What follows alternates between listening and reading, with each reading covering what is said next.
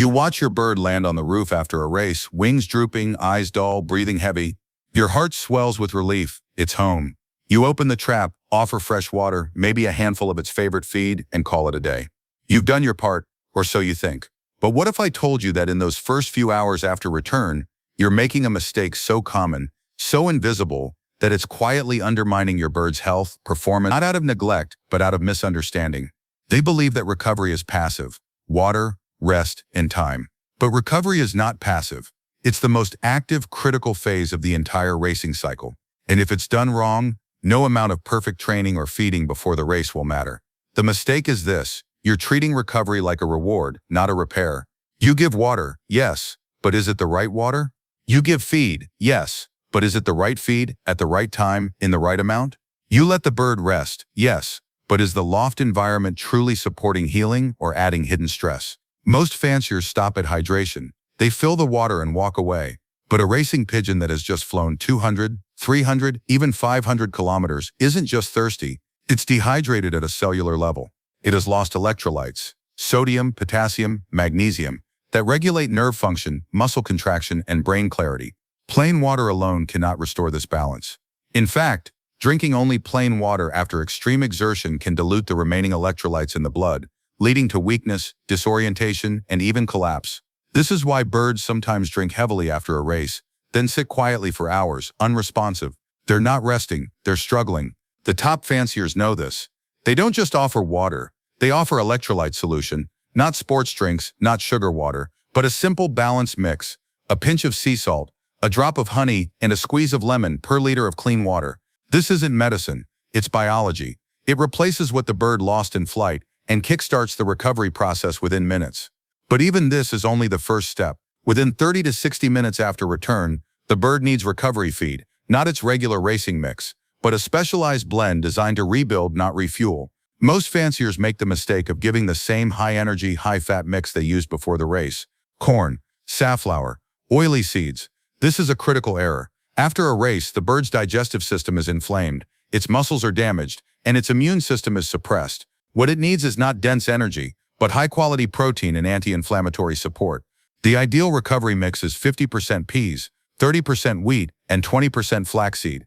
Peas provide easily digestible amino acids to repair muscle tissue. Wheat offers gentle, clean carbohydrates to restore glycogen without spiking blood sugar. Flaxseed delivers omega-3 fatty acids that reduce inflammation in joints, muscles, and the gut. This mix should be offered in a small amount, 20 to 25 grams, just enough to trigger digestion without overwhelming the system. Overfeeding at this stage causes sauerkraut, slows recovery, and diverts energy from healing to digestion, and yet most lofts dump a full bowl of regular feed the moment the bird returns. They mean well, but they're working against their own birds. But the mistake goes deeper than feed and water. It's in the loft environment. After a race, a pigeon's nervous system is on high alert. It has navigated storms, hawks, cities, and magnetic anomalies. It has pushed its body to the edge. What it needs now is calm, absolute, undisturbed calm. Yet many fanciers do the opposite. They handle the bird, they show it to visitors, they clean the loft, they change the water right next to its perch. These actions seem harmless, but to a stressed bird, they're threats. Every sound, every movement, every unfamiliar scent triggers the fight-or-flight response, flooding the body with cortisol, the stress hormone that shuts down healing, suppresses immunity, and erases the benefits of recovery. The top fanciers know this. They enforce a 48-hour quiet zone after every race. No visitors, no handling, no changes to the loft. The bird is left alone to rest, digest, and reset. Water is changed quietly from a distance. Feed is offered without eye contact. The loft is kept dim, quiet, and predictable. This isn't pampering, it's physiology. Healing happens in stillness. And then there's the gut. Few fanciers realize that the gut is the command center of recovery. A racing pigeon's digestive tract is lined with trillions of bacteria that regulate immunity, nutrient absorption, and even mood. During a long flight, this delicate ecosystem is disrupted by stress, dehydration, and temperature changes. If not restored quickly, harmful bacteria take over, leading to poor digestion, weak immunity, and slow recovery. This is why probiotics are non-negotiable after every race. Not as a supplement, as a necessity. Plain, unsweetened yogurt, 1 teaspoon per bird, or a commercial pigeon probiotic added to the water for the next 2 days restores gut balance, reduces inflammation, and boosts immunity. Studies from Ghent University show that pigeons given probiotics after a 300-kilometer race recover 30% faster and have 40% fewer post-race illnesses. Yet most lofts skip this step entirely. The cost of these mistakes is invisible at first. The bird returns, it eats, it flies again. But over time, the damage accumulates. Immunity weakens, molting slows, energy drops. The bird that once raced with fire now hesitates at the trap. It's not aging. It's exhausted from years of incomplete recovery. And the fancier, seeing the decline, blames bloodlines, weather, or bad luck. But the truth is simpler. The bird was never given the chance to truly heal. This isn't about perfection. It's about awareness. You don't need expensive products. You don't need a lab. You just need to understand that recovery isn't the end of the race. It's the beginning of the next one. And every choice you make in those first few hours, what you offer, how you act, what you avoid, shapes not just the bird's next flight, but its entire racing future. So the next time your bird returns, tired but alive, ask yourself, am I giving it water or electrolytes? Am I offering feed or recovery fuel? Am I providing rest or peace? Because the difference between a bird that races for years and one that fades after a season isn't genetics. It's what happens after the trap closes. The foundation of recovery is not what you add, it's what you protect. A racing pigeon that has just returned from a long flight is not weak. It is vulnerable. Its body has emptied its reserves. Its mind has processed hours of navigation under stress. Its immune system is running on backup power. In this state, even small mistakes, well-intentioned ones, can undo weeks of preparation. The first protection is time. Not just rest, but structured phased recovery. The first 2 hours after return are the golden window. This is when the body is most receptive to nutrients, most in need of electrolytes, and most sensitive to stress. Offer electrolyte water immediately. 1 pinch of sea salt, 1 drop of honey, 1 squeeze of lemon per liter of clean water. Let the bird drink freely, but do not force it. If it ignores the water, wait 15 minutes and try again. Dehydration recovery cannot be rushed. After 30 to 60 minutes, offer the recovery feed. 50% peas, 30% wheat, 20% flaxseed, no corn, no safflower, no oil seeds. This is not the time for energy. It is the time for repair. The peas rebuild muscle fibers torn during flight. The wheat restores glycogen without spiking blood sugar. The flaxseed reduces inflammation in the gut, joints, and nervous system. Give only 20 to 25 grams. Overfeeding now causes sour crop, slows digestion, and diverts energy from healing to processing. The second protection is the gut. Within 2 hours of return, add probiotics to the water. Plain, unsweetened yogurt, 1 teaspoon per bird, or a commercial pigeon probiotic. This is not optional. During flight, the gut lining becomes inflamed and beneficial bacteria die off. Without probiotics, harmful bacteria take over, leading to poor nutrient absorption, weakened immunity, and slow recovery. A 2021 study from Ghent University showed that pigeons given probiotics after a 300-kilometer race had 35% higher return rates in subsequent races and 50% fewer respiratory infections. Yet most fanciers skip this step, believing that clean water and good feed are enough. They are not. The gut is the engine of recovery. If it's not running, nothing else works. The third protection is the environment. For the next 48 hours, the loft must be a sanctuary, not just a shelter, but a healing space. No visitors, no handling, no cleaning, no changes to perches, feeders, or waterers. Even the sound of a new voice can trigger stress hormones that shut down healing. Keep the loft dim, quiet, and predictable. If possible, isolate the returning bird from the rest of the flock for the first 24 hours. Other birds may bully it, compete for food, or introduce pathogens. A tired bird cannot defend itself. After 24 hours, if it is eating well and flying short laps, reintroduce it to the group, but never rush this step. Now, what about feed beyond the first meal? From day 2 to day 3, shift to a light base mix. 50% wheat, 30% barley, 20% peas. No corn, no oil seeds. This keeps the digestive system gentle while continuing to support muscle repair. On day 4, if the bird is bright-eyed, eating well, and flying confidently, you can reintroduce small amounts of corn and safflower, 10% each, but only if another race is coming soon. If not, keep the mix light until the next training toss. But recovery isn't just physical, it's psychological. A bird that had a hard race chased by hawks, caught in rain, lost for hours, needs emotional space. Do not put it in the basket again the following week. Give it a full week of free flight, calm and quiet. Stress accumulates, and a stressed bird doesn't just fly poorly, it stops trusting the process. The top fanciers watch for signs. The bird that hides during basket time, the one that lands last, the one that seems nervous at the trap. These are not failures, they are signals. And the response is not more training, it is more care. Now what if the bird doesn't return on time?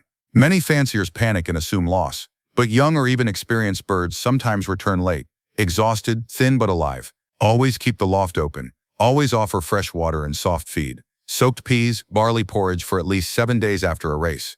If a bird returns in this state, quarantine it for 5 days. Check for injuries, parasites, or signs of poisoning. Rehydrate slowly with electrolyte water. Feed soft, easily digestible meals. Do not race it again that season. Let it recover fully, then use it for breeding or next year's team. Never punish a late return. Reward the will to come home. And how do you know if your recovery protocol is working? Watch the eyes. A recovered bird has bright, alert eyes. It eats with enthusiasm. It flies short laps around the loft within 48 hours. It dives into the trap without hesitation. If it sits quietly, feathers fluffed, ignoring feed, it's not ready. Give it more time. Never force the next step. This system isn't just about avoiding loss, it's about building resilience. Birds that recover properly race longer, molt faster, and stay healthier for years. One fancier in the Netherlands switched to this protocol after losing 8 young birds in one season. The next year, with the same bloodlines, same loft, same races, he lost none. His birds didn't change, his recovery did. But the deepest impact is on the bond between fancier and bird. When you treat recovery not as an afterthought, but as an act of respect, the bird senses it. It learns that home is not just a place to land, it's a place to heal. And that trust becomes the foundation of every future race. So as you stand at your loft door, watching the sky for your birds, remember this: the race doesn't end when they land, it ends when they are whole again. And that wholeness is yours to give, not with grand gestures, but with quiet choices. The right water, the right feed, the right silence. Because the greatest victory isn't winning a race, it's bringing your bird home and keeping it there strong for many races to come. The mistake of passive recovery ends with you, not because you have more knowledge, but because you chose to see recovery not as the end but as the beginning. And in doing so, you gave your birds the one thing every champion needs, the chance to heal so they can fly again. The mistake of passive recovery reveals itself not in the first race but in the third, the fifth, the 10th. A bird that recovers poorly once may still fly again. But repeated incomplete recovery creates a slow, invisible decline like a battery that is never fully recharged. It starts with small signs: a slightly slower trap response, a hesitation before entering the basket, a molt that drags into winter. The fancier notices but dismisses it as age, weather, or bad luck. But the truth is deeper. The bird's body is running on deficit. Its immune system is weakened. Its muscles are not fully repaired. Its gut is inflamed. And with each race, the gap between performance and potential grows wider. This is why the third phase of recovery, long-term restoration, is just as critical as the first 2 hours. It is not enough to fix the immediate damage. You must rebuild the reserves that racing depletes. And this begins with nutrition beyond the recovery feed. From day 3 onward, the diet must shift from repair to renewal. The base mix should be 50% wheat, 30% barley, and 20% peas. Light, clean, and easy to digest. Corn and oil seeds remain excluded until the bird shows full vitality. Why? Because fat creates metabolic heat and slows digestion, which diverts energy from healing to processing. A recovering bird does not need dense calories, it needs clarity. Clean energy allows the body to focus on rebuilding immunity, repairing connective tissue, and restoring neural function. Vitamins play a crucial role in this phase, but not in the way most fanciers use them. Dumping vitamin powders into every meal is not only unnecessary, it can be harmful. Fat-soluble vitamins like A and D accumulate in the liver and can reach toxic levels. Water-soluble vitamins like B-complex and C are safer, but only when used strategically. The ideal approach is to provide vitamins through whole foods and targeted supplementation. Wheat germ is rich in vitamin E, which protects cell membranes from oxidative stress caused by long flights. Green leafy vegetables, chopped spinach, kale, or dandelion greens offer natural vitamins A, K, and folate. Offer these once or twice a week in small amounts. If the bird ignores them, do not force it. Trust its instincts. For B-complex support, add a drop of liquid B vitamin to the water 2 or 3 times a week during the recovery week. This boosts nerve function, energy metabolism, and stress resilience, critical for birds that navigate using fine neural signals. But never give vitamins daily. The body needs breaks to regulate itself. Hydration remains essential, but the focus shifts from electrolytes to purity. After the first 48 hours, return to clean fresh water, changed twice daily. Continue adding apple cider vinegar 3 times a week, Monday, Wednesday, Friday, to maintain gut pH and prevent harmful bacteria. Never use chlorinated tap water without letting it sit for 24 hours. Chlorine kills beneficial gut flora and irritates the digestive tract. If possible, use filtered or spring water during recovery weeks. The quality of water directly affects the speed of healing, but the most overlooked element of long-term recovery is sleep. Pigeons, like all animals, heal during deep rest. Their loft must support uninterrupted sleep, dark, quiet, and free from disturbances. Avoid placing the loft near roads, barking dogs, or loud machinery. Use solid walls, not wire mesh, on the north and west sides to block wind and noise. Provide deep, absorbent bedding, wood shavings or chopped straw that muffles sound and retains warmth without moisture. A bird that sleeps poorly recovers slowly, and a slowly recovering bird is more susceptible to disease, fatigue, and navigation errors. Social dynamics also affect recovery. While isolation is necessary for the first 24 hours, prolonged separation can cause stress. After day 2, reintroduce the bird to its group, but watch for aggression. Dominant birds may bully a tired returner, blocking access to feed or perches. Ensure every bird has its own space, individual perches, separate feeders if needed, and enough room to retreat. A recovering bird must feel safe, not just physically but socially. Now consider the role of free flight in long-term restoration. After 72 hours of rest, allow short, supervised free flights, 15 to 20 minutes in the morning. This is not training, it is therapy. Gentle flight stimulates circulation, clears the lungs, and reactivates the navigation system without pressure. It reminds the bird that flying is not just about racing, it's about joy. But never force free flight. If the bird stays on the perch, let it rest. Pushing too soon reopens healing tissues and delays recovery. The timeline for full recovery depends on distance, weather, and the bird's age. A 100-kilometer race in calm weather may require 5 days. A 300-kilometer race into headwinds may need 10. There is no universal calendar. The bird itself provides the signals. Bright eyes, strong appetite, confident trap response, spontaneous short flights. These are the true markers of readiness. Not the clock, not the calendar, but the bird's own behavior. And this is where observation becomes the fancier's greatest tool. Keep a simple log: date of race, distance, weather, return time, behavior on days 1, 3, and 7. Over time, patterns emerge. You'll learn how your birds recover from heat, cold, wind, or long distances. This data becomes your personal recovery protocol, more valuable than any generic advice. But beyond the physical, there is the emotional contract. A bird that races for you is giving you its trust. When it returns exhausted, it is not just seeking food and water. It is seeking safety. And safety is not just the absence of danger. It is the presence of care. The quiet hand that changes water without staring. The consistent routine that says you are home. The patience that waits for healing, not just return. This is why the fanciers who master long-term recovery don't just win races. They build lofts where birds live longer, race healthier, and retire with dignity. Their birds are not machines to be pushed, but partners to be honored. And in honoring them, they create a legacy not of trophies, but of trust. So as you move beyond the first 48 hours, remember, recovery is not a phase. It is the belief that every race ends not with a number, but with a life that deserves to be whole again. And that wholeness is built not in hours, but in days of quiet water, clean feed, deep sleep, and unwavering respect. The final phase of recovery is not about the bird alone.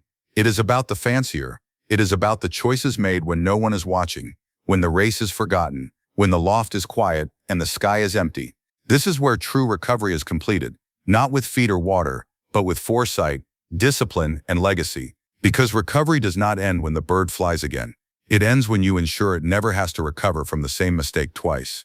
The first step is data, not complex spreadsheets, but simple, honest notes. After every race, record, distance, weather, wind direction, return time, behavior on days 1, 3, and 7, feed response, droppings quality, and trap speed.